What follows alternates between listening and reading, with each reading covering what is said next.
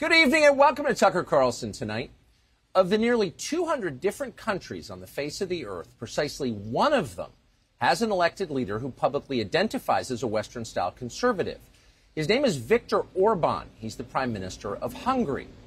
Hungary is a small country in the middle of Central Europe. It has no navy. It has no nuclear weapons. Its GDP is smaller than New York State's. So you wouldn't think leaders in Washington would pay a lot of attention to Hungary, but they do, obsessively. By rejecting the tenets of neoliberalism, Viktor Orbán has personally offended them and enraged them. What does Viktor Orbán believe? Just a few years ago, his views would have seemed moderate and conventional. He thinks families are more important than banks. He believes countries need borders. For saying these things out loud, Orbán has been vilified. Left-wing NGOs have denounced him as a fascist, a destroyer of democracy. Last fall, Joe Biden suggested he's a totalitarian dictator. Official Washington despises Viktor Orbán so thoroughly that many, including neocons in and around the State Department, are backing the open anti-Semites who are running against him in next April's elections in Hungary. We've watched all of this from the United States, and we've wondered if what we've heard could be true. So this week, we came to Hungary to see for ourselves. We sat down with Orbán for a couple of long conversations, including one this morning. In a moment, we'll show you some of that, and you can make up your own mind about it. But first, a word about Hungary. Even if you understand that the American news media lie, it is always bewildering to see the extent of their dishonesty. Nothing prepares you for it. We've read many times how repressive Hungary is. Freedom House, an NGO in Washington that's funded almost exclusively by the U.S. government, describes Hungary as much less free than South Africa, with fewer civil liberties. That's not just wrong, it's insane. In fact, if you live in the United States, it is bitter to see the contrast between, say, Budapest and New York City. Let's say you lived in a big American city and you decided to loudly and publicly attack Joe Biden's policies, his policies on immigration or COVID or transgender athletes. If you kept talking like that, you would likely be silenced by Joe Biden's allies in Silicon Valley. If you kept it up, you might very well have to hire armed bodyguards. That's common in the U.S. Ask around. But it's unknown in Hungary. Opposition figures here don't worry that they will be hurt for their opinions. Neither, by the way, does the Prime Minister. Orbán regularly drives himself with no security. So who's freer? In what country are you more likely to lose your job for disagreeing with the ruling class's orthodoxy? The answer is pretty obvious, though if you're an American, it is painful to admit it, as we have discovered. With that, here's Viktor Orbán. His accent's pretty thick, but his English is precise. He's worth hearing. Mr. Prime Minister, thank you very much. So in 2015, hundreds of thousands of migrants appear on your southern border. They appear all over Europe. They stream into Germany. The rest of the EU says, welcome, please come. We can handle it. We're strong enough. Hungary stands alone in saying no. Why? Why did you take a different position on migration from other European countries? That was the only reasonable behavior. If somebody, without getting any permission on behalf of the Hungarian state, cross your border, you have to defend your country and to say, guys, stop. And if you would like to cross or you would like to come, there's a legal procedure. We have to do it. But you can't cross, without any kind of limitation and permission and any contribution and control of the Hungarian state. It's dangerous. You have to defend your people against any danger. And you think you have a right to do that? Of course. It's coming from the God, the nature, so all arguments with us. Because this is our country, this is our population, this is our history, this is our language, so we have to do that. Of course, if you are in trouble and there is nobody closer to you than the Hungarians, you have to be helpful. But you can't say simply that, okay, it's a nice country, I would like to come here and to live here because it's a nicer life. This is not a human right to come here. No way, because it's our land. It's a nation, it's a community, families, history, tradition, language. Saying what you just said, which I think will seem obvious to a lot of our viewers, was very offensive to a lot of countries in Western Europe, to their leaders. Yeah, because many European countries decided to open a new chapter of their own history of the nation. They call it New Society, which is post-Christian, post-national societies. They believe firmly that if different communities even huge number of, let's say, Muslim communities, and the original inhabitant, let's say, Christian communities are mixed up, the outcome of this will be good. There is no answer whether it will be good or bad, but I think it's very risky. And the chance that it will be not good, but it will be very bad, is obvious. And each nation has the right to take this risk or to reject this risk. We Hungarians decided not to take that risk, to mix up our society. That's the reason why they attack Hungary so harshly, and that's the reason why my personal reputation is very bad. You know, I'm treated like the black sheep of the European Union personally, and sometimes Hungary as well, unfortunately. So it has been 6 years since Germany, since Angela Merkel made the decision to let many hundreds of thousands of migrants into her country. Millions, basically. Millions, non-German speakers, mostly Muslim. What have the effects been in Germany? You know, diplomacy is requires some well behavior, but it was their decision. They took the risk, and now they got what they have deserved. That's their life. I would not like to make any categories to describe what was the outcome of their decision. I only insist on that the Hungarians has the right to make our own choice. You first became famous in the late 80s as a student, as one of the leaders against Soviet occupation of Hungary, and you were a hero to many in the United States, and at the time, during the Cold War, we paid close attention to Hungary. I think the U.S. government was on your side, you were on the side of the U.S. government. So 30 years later, Joe Biden, while running for president last year on ABC News, described you, suggested that you were, and I'm quoting, a totalitarian thug. You see what's happening in everything from Belarus to Poland to Hungary, and the rise of totalitarian regimes in the world, and as well as this president embraces all the thugs in the world. Is that bewildering for you to see the change, and how do you respond to that characterization?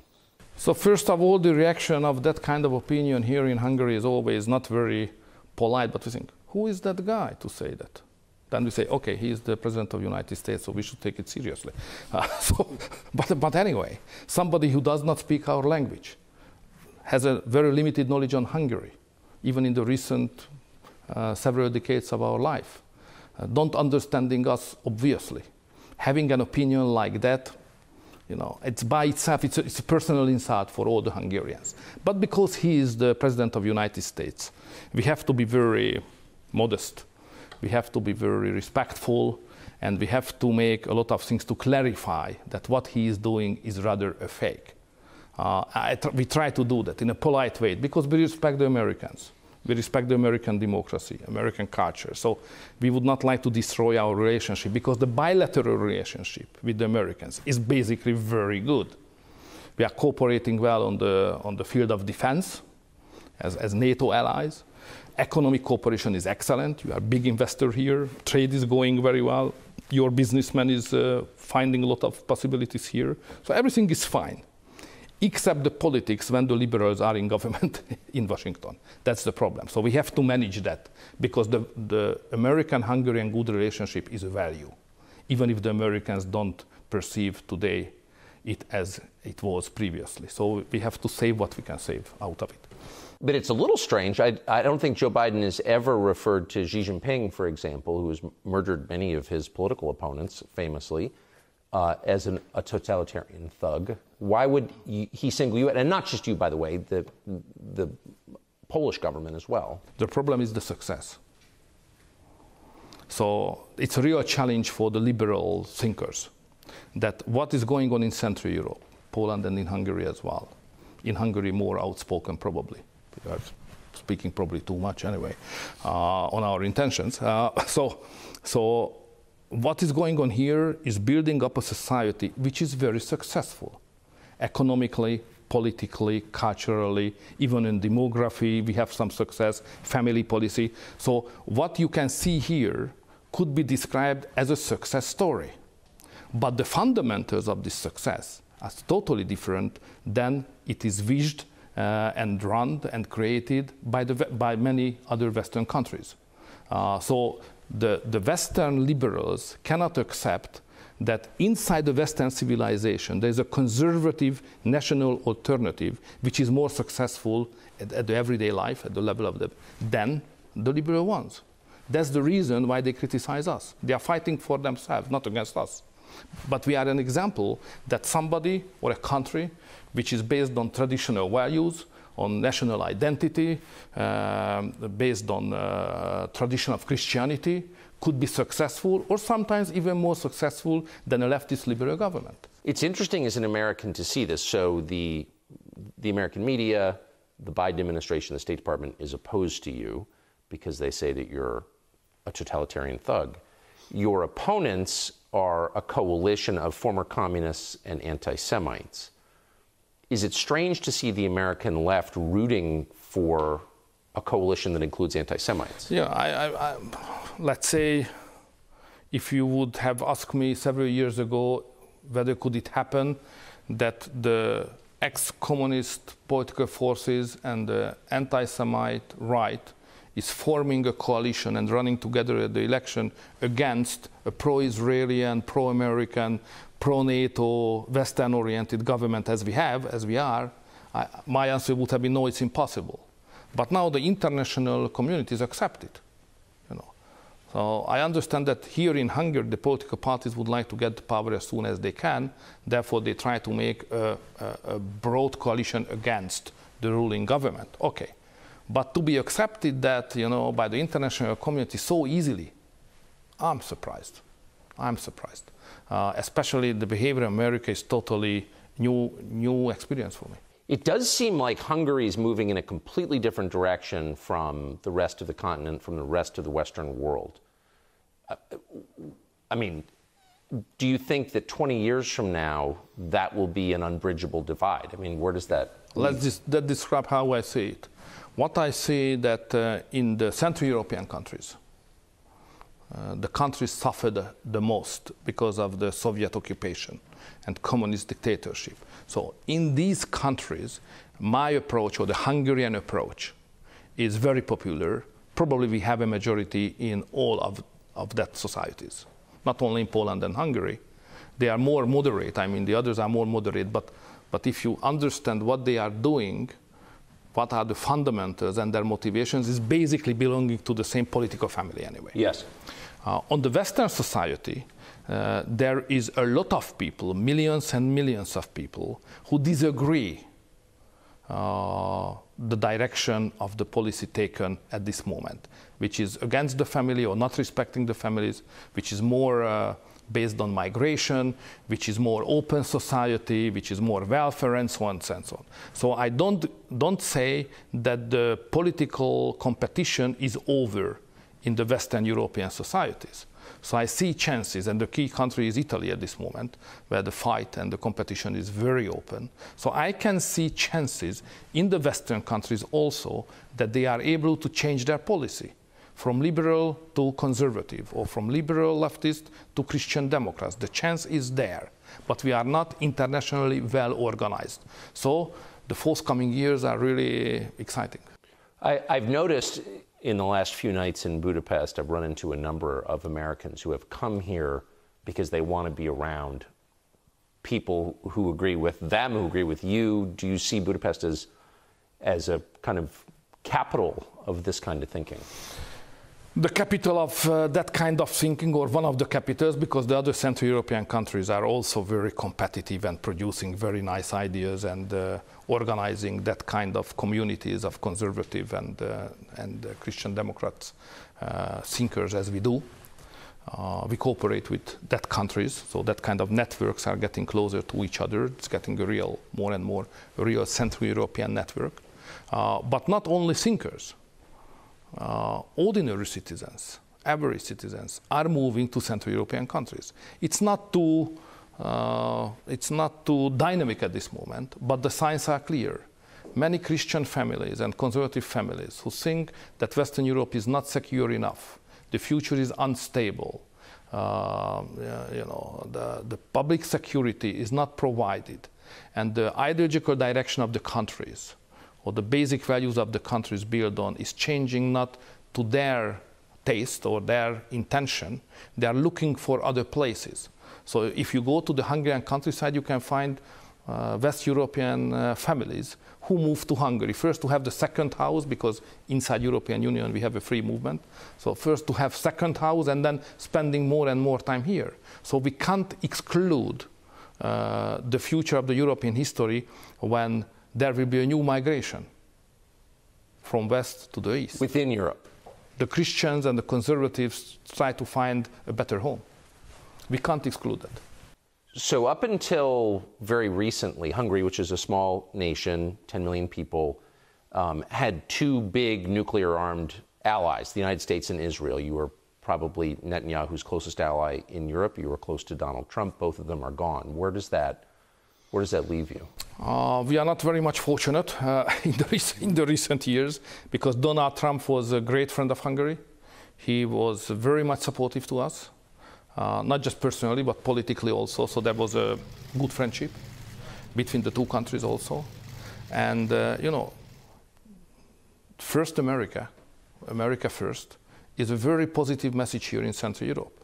Because it means if for Donald Trump, America first, for us, Hungary could be first as well. And let's cooperate on that basis. Right. So that was a very good foreign policy, very effective, and we cooperated very well.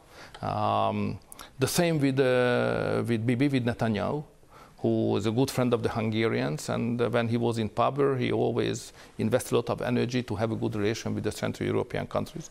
We respect it very much, but he lost also. So the Hungarian conservative Christian, Judeo-Christian democratic thinking lost to major international supporter, and the opponents came into power. So this is a totally new circumstance around Hungary. For me as a politician, it's a strong challenge, how to handle it. You've got an election coming up in April. Are you worried that there will be international interference in your election in Hungary? That will happen. We are not worried of that. We are prepared for that. Obviously, the international left will do everything what they can do, probably even more, to change the government here in Hungary. We are aware of that, and we are prepared for that, how to take the fight and fight back. When the President of the United States describes you as a totalitarian thug, which is a very serious thing to say about somebody, I would note, I mean, that suggests that, you know, why wouldn't the Biden State Department work to prevent you from being reelected? I think sooner or later the Americans will realize that issues in Hungary must be decided by the Hungarians. And it's better even for the leftist liberal government in the United States to have a good partner, which is a conservative Christian democratic, supported long-term by the people, Hungarian people. It's better to have that than a government which is supported by America and take the position but losing after several months and creating destabilization and uncertainty. So not loved but stable partner is better than the uncertain new one. That I hope the Americans will understand that. No wonder they don't want you to hear what he says. You don't have to watch your country collapse. You don't have to have leaders who hate the population or divide their own people against each other, who make the country worse, who open the borders, who increase crime, who encourage people to live on the sidewalk and do drugs. If there's any lesson of talking to Viktor Orbán, maybe it's that. The conversation went on for quite some time. One thing we learned, man, are the efforts to unseat him intense and stealthy. We'll have a lot more on that on Tucker Carlson Originals. We're making that documentary now. Hey, Sean Hannity here. Hey, click here to subscribe to Fox News YouTube page and catch our hottest interviews and most compelling analysis. You will not get it anywhere else.